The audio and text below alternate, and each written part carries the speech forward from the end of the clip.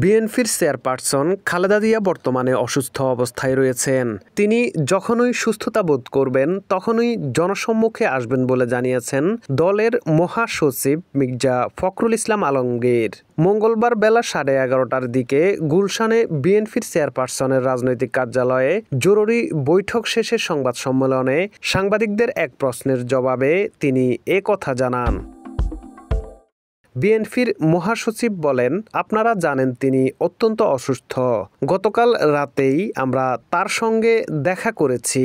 তিনি যখন মনে করবেন তখনই তিনি জনসম্মুখে হাজির হবেন। তারেক রহমান কবে দেশে ফিরবেন এমন প্রশ্নের জবাবে মির্জা ফখরুল ইসলাম আলমগীর বলেন, যখন তিনি মনে করবেন তখনই তিনি দেশে ফিরবেন। তবে আমরা তাকে অনুরোধ জানিয়েছি তিনি যেন দ্রুত দেশে ফিরে আসে।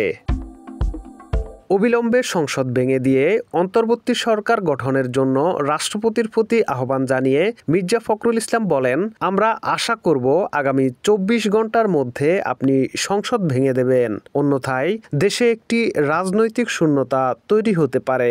পরবর্তীত পরিস্থিতিতে সংযত থাকতে দলীয় নেতাকর্মী সহ দেশবাসীকে আহ্বান জানান বিএনপির মহাসচিব মির্জা ফখরুল ইসলাম আলমগীর। এ সময় সহিংসতাকারীদের বিরুদ্ধে প্রতিরোধ গড়ে তোলারও আহ্বান জানান তিনি।